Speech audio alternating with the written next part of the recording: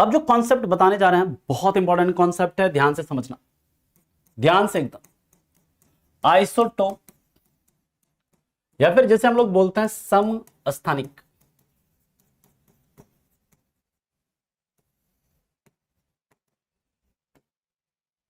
इस समस्थानिक का बड़ा रोल था किसमें? समस्थानिक का बड़ा रोल है। मेंडलीव का जो पीरियोडिक टेबल फेल हुआ ना, उसमें ये आइसोटोप जो है पूरा खेल गड़बड़ा दिया। कैसे गड़बड़ाया अभी हम समझेंगे। पूरा खेले गड़बड़ा दिया ये मेंडलीव के पीरियोडिक टेबल का। कई सारा कारण था उसका, सबसे जिसमें एक कारण यह भी था कि उसमें आइसोटोप के लिए जगह नहीं छोड़ा था। कौन? मेंडलीव ने अपने पीरियोडिक टेबल में आइसोटोप का कोई जगह नहीं था। क्यों नहीं था अभी आपको समझ में आएगा अगर आप आइसोटोप समझ लेंगे तो। देखिए आइसोटोप का मतलब क्या होता है? Having same place. यहां पर नाम में देखो समस्थान, समस्थान समझना है। समस्थान का मतलब क्या? समान स्थान। समान स्थान कहां पर? ये एलिमेंट को कहां पर सजाया गया है? एलिमेंट कहां पर है ये बताओ, किधर रखा गया एलिमेंट को? तत्वों को कहां पर सजाया गया? एटम को कहां पर सजाया गया है? पीरियोडिक टेबल में। अरे हाँ या नहीं बोलो, कहां पर सजाया गया है? पीरियोडिक टेबल में। यानी कि जो इसका सेम प्लेस हो, समान स्थान हो, कहां पर? In periodic table, having same place in periodic table. इसका मतलब ही यही है।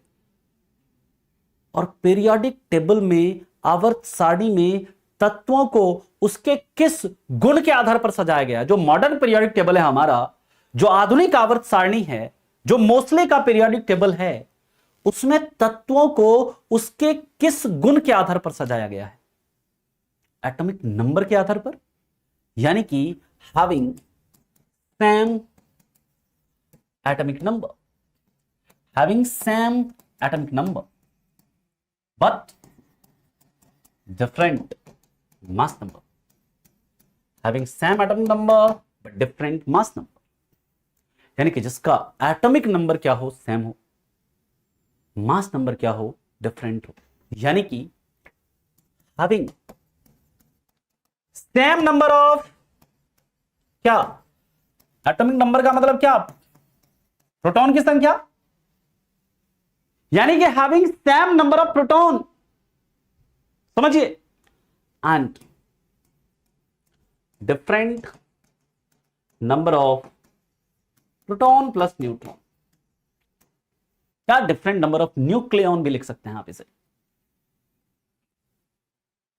यानी ऐसे एटम्स जिसका एटॉमिक नंबर क्या हो? सेम हो, मास नंबर क्या हो? डिफरेंट हो, है ना। ऐसे एलिमेंट जिसका प्रोटॉन का संख्या सेम हो, लेकिन प्रोटॉन प्लस न्यूट्रॉन यानी न्यूक्लियॉन की संख्या जो है डिफरेंट हो, है, उसे हम लोग क्या बोलेंगे? उसे हम लोग बोलेंगे समस्थानिक बोलेंगे। उसे क्या बोलेंगे हम लोग? आइसोटोप बोलेंगे। ठीक, बात समझ में आ गई। लेकिन याद रखिएगा, जैसे आपको दे दिया जाए, तीन चार ऐसे तत्व दे दिया जाए, मान लीजिए एक्स दे दिया, वाई दे दिया, जेड दे दिया, लिख दिया 17 35 17 36 17 37, ऐसे लिख के दे दिया, और पूछ दे एक्स वाई जेड एक दूसरे का क्या है? एक्स वाई जेड में क्या संबंध है? एक्स वाई जेड में क्या संबंध है? बताइए। आपको देखना है कि नीचे वाला नंबर अगर सेम है सर, इसका मतलब कि इसका एटॉमिक नंबर सेम, इसका मतलब क्या? इसमें प्रोटॉन की संख्या सेम है।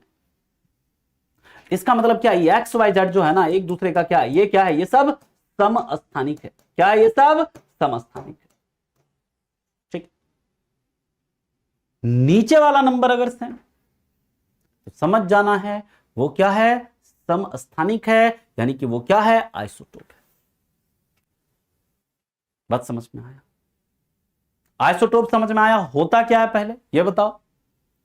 आइसोटोप सबको समझ में आया? सिंपल समझ लो, जिसके न्यूक्लियस में प्रोटॉन का संख्या सेम, न्यूट्रॉन का संख्या डिफरेंट। प्रोटॉन का संख्या सेम, न्यूट्रॉन का संख्या डिफरेंट। किसी के न्यूक्लियस में अगर प्रोटॉन का संख्या सेम है, न्यूट्रॉन का संख्या डिफरेंट है, तो उसे हम लोग क्या बोलेंगे? उसे समस्थानिक कहेंगे।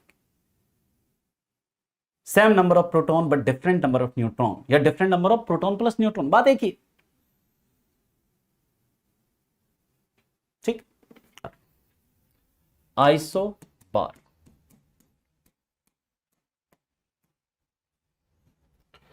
इसे हम लोग कहते हैं समभारिक। समभारिक का मतलब क्या? नाम में ही, नाम से ही पता चल रहा है ना। कृत्रिम हीरा किसको कहते हैं? नहीं पता है किसी को जी? चलो कोई नहीं, जब हम लोग कार्बन पढ़ेंगे तो वहां पर बताएंगे। ठीक है। आइसोबार की बात करते हैं तो याद रखिएगा, ऐसे एटम जिनका mass number same but atomic number different हो,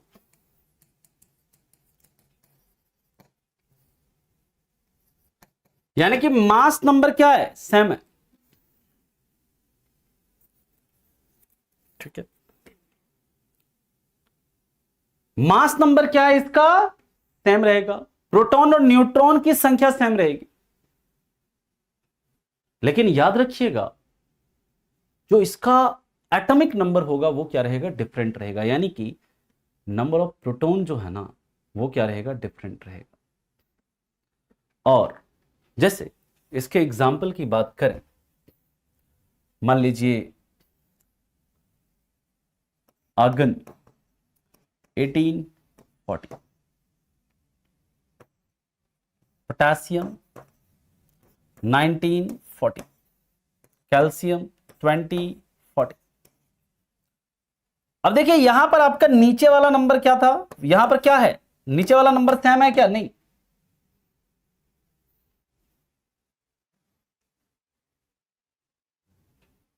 यानी कि यहां पर ये सभी क्या है? ये सभी ऊपर वाला नंबर सेम है, यानी कि इसका मास नंबर सेम है। इसका मतलब ये सभी क्या है? एक दूसरे के समभारिक।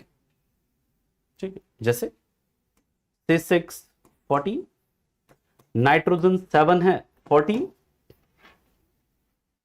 देखना, ऊपर वाला नंबर अगर सेम है, यानी कि अगर मास नंबर सेम है, तो वो क्या है? वो आपका समभारिक है। क्लियर है पॉइंट? आइसो न्यूट्रॉन, या इसी को आइसोटोन, या इसी को बोलते हैं सम न्यूट्रॉनिक।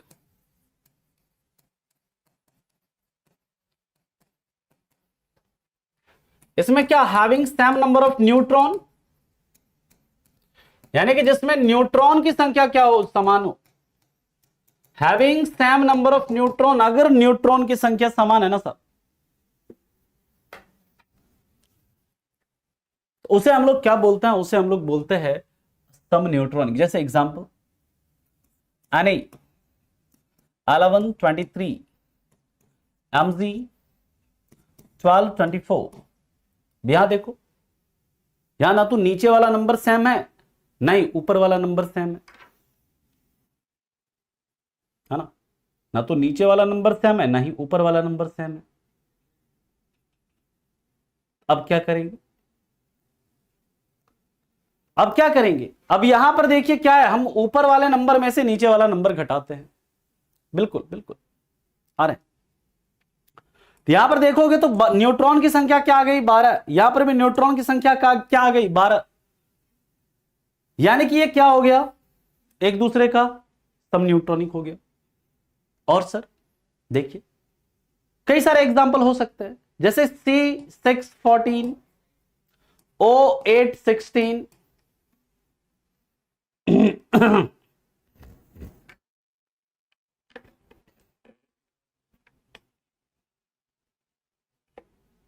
ठीक, यहां पर भी देखिए क्या हो गया, वेरी गुड वेरी गुड, कई सारे एग्जांपल्स हैं इसमें। यहां पर भी न्यूट्रॉन की संख्या 8, 8 सम neutron. Tritium H13, helium 24,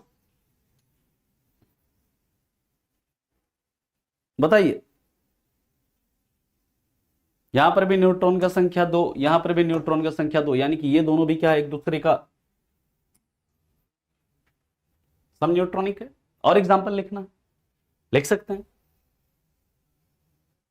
silicon 1430, phosphorus 1531,